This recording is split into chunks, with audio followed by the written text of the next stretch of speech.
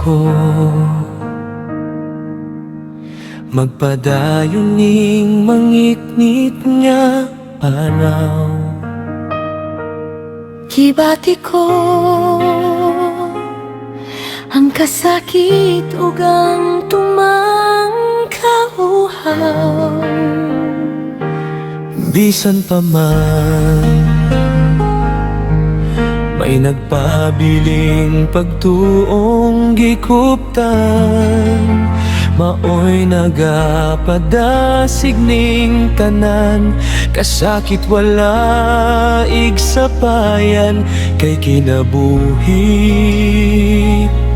maoy ibugti.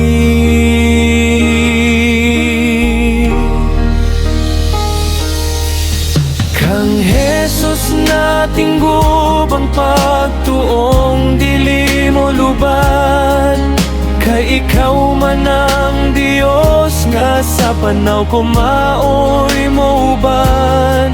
Ug gipanggandoy ning kalagkon, misalig kanimo maoy paglaom ang kinabuhi nga dayon.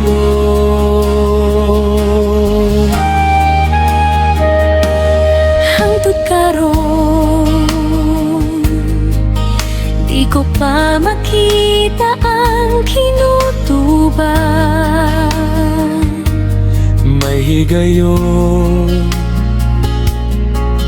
nga mapalong ang suga kong gikuptan.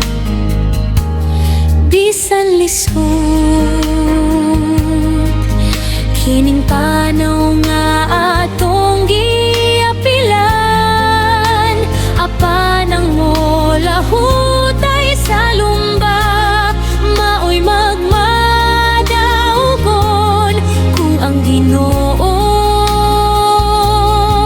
ang atong sundon. Kang Jesus nating gubang pagtuong dili mo lubad, kay ikaw man ang Dios nga sa panaw ko maoy mo uban. Ug gipangandoy ning kalagkong, misalig kanimo maoy paglaom ang kinabuhi nga dayon. Isulob ang hinagiban sa pagkamatarong, ug itugian ng tanang mga kaluyahon. Patindog ka Jesus ako, ug lig-on ang pagtuo. Aron ako makatakod sa taas nga panaw gayud. Kang Jesus nating gubang pagtuong dili mo lubad, kay ikaw man ang Dios nga sa panaw ko maoy mo uban. Ug gipanggandoy ning kalagkong, misalig kanimo mo'y paglaom ang kinabuhi nga dayon.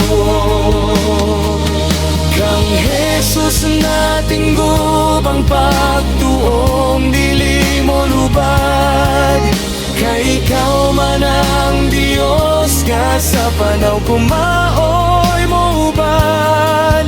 Ug gipanganding kalagkong, misalig kanimo maoy paglaom, maoy paglaom.